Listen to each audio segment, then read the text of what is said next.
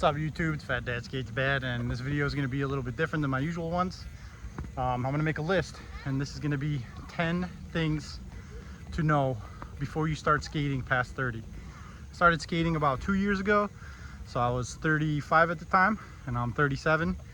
And these are my 10 helpful tips on skating past 30. And yeah, let's get it. Tip number 1 is going to be find an empty skate park. Whatever that may mean to you, I'm not sure, but either find a crappy skate park, find a skate park that is empty in the mornings and go in the mornings. Find an empty skate park, especially if you're starting off and you're older. It's real intimidating when there's 6-year-olds that are better than you, and it's real intimidating when there's a lot of people running around and everything. And I think that's one big thing that you could definitely use. Tip number 2 is going to be kind of an obvious one, but maybe some people don't understand this. Skateboarding is hard, and you got to do it as often as you can. And what that means is just get out whenever you can. Most of my skate sessions look like this. I got 2 kids running around, and I got about 20 minutes. But I'm telling you, the more you go, the more you build those muscles, the more you start to skate. And I am not a good skater by any means, but compared to where I started from, I'm awesome. So that's like a big tip I could really say is really try to go whenever you can. And even if it's just like 10-minute intervals, all those little muscle memory you're building definitely adds up. So keep that in mind. All right, so tip number 3, I guess he just fell, so we're gonna try to keep him entertained. Tip number 3 is gonna be learn to stretch and stay somewhat fit.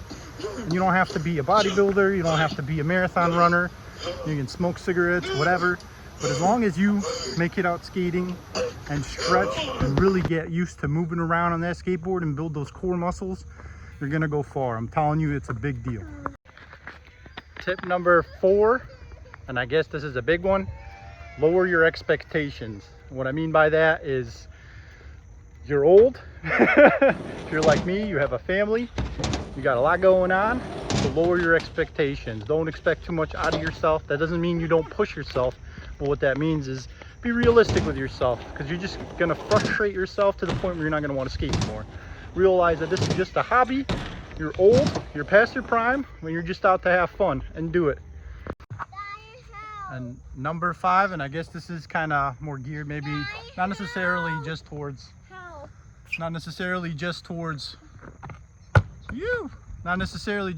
older skaters, but definitely try to pass on the flame.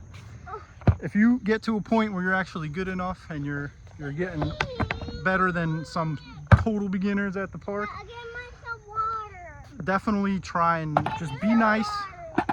They look at you as an older, more experienced person, and try to do your best to help out newer skaters. I had so many people help me out when I was beginning, and just try to do your best to just pass on the flame. Just be nice, and maybe take some time out of your day. Especially me, I'm tired, I have a long work week, whatever. Whenever I see somebody struggling with something, or if they're super new, I always try to just at least say hi and, you know, help them out. And 9 times out of 10, it's an awesome interaction, and it works both ways. It feels good to really help someone out. Tip number 6, start with baby steps. And what I mean by that is learning a trick, at least for me, I don't huck myself down a staircase. I don't even jump on a quarter pipe. I even do like lame stuff like I learn tricks that I want, or I have tricks that I want to learn. And what I'm gonna do is I'm gonna find the most tame obstacle. For example, like this bank. I want to learn stuff on a quarter pipe. So when I get those pipe dream tricks that I want to learn, I'm gonna learn them on the lamest, smallest bank I can, and really get them nailed down to where I can do it in my sleep before I ever attempt it on a quarter pipe. And then when I attempt it on the quarter pipe, I'm gonna find the smallest, most mellow quarter pipe I can, try it on that first, nail it on that 20 million times, and then move on from there.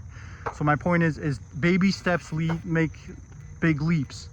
And it's very important in skateboarding, in order to not get hurt, is to start small and work your way up. I guess tip number 7 is gonna tie in with tip number 6. Learn to skateboard really well before you start to do anything. And what I mean by that is learn to just roll around and learn to kick turn left and right, and then move on from there.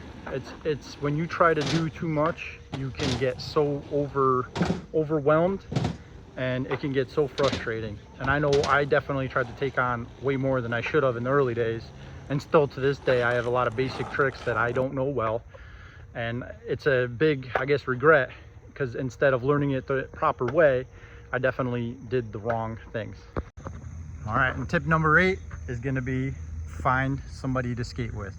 And if that means just talking to people at your local park, getting on a forum, doing, you know, whatever, Facebook, finding old friends that used to skate, convincing them to skate, getting your kids to skate, having somebody to skate with is like the quickest way to progress. Every big trick I've ever learned, other than, you know, struggling by myself, came in seeing somebody in my similar, you know, skate level, being like, whoa, they can do that. That means I can do it. And learning and talking to them and interacting and having them show you how to do it. So definitely that's a huge one. Definitely I suggest, you know, not everybody can, and it's harder when you're older, less people skate, but if you can find anybody to skate with, it'll make it infinitely more fun and easier to learn new stuff. Tip number 9, and this is something I recently discovered, is start writing down the tricks you have and write down the tricks you want to learn. And what that kind of did for me is just narrow down a path, a goal. Instead of just going to the park and rolling around, I had stuff that I wanted to work on. And I guess it really was good, because I wanted all the tricks I could do, I want to be able to do them well. So I always try to mark them off.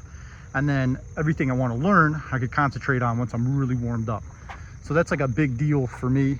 And that's something I just recently started doing, and I'm noticing is definitely helping out. And then tip number 10, and this is going to be the lamest one on the list, just have fun, man. Like, don't take it so serious.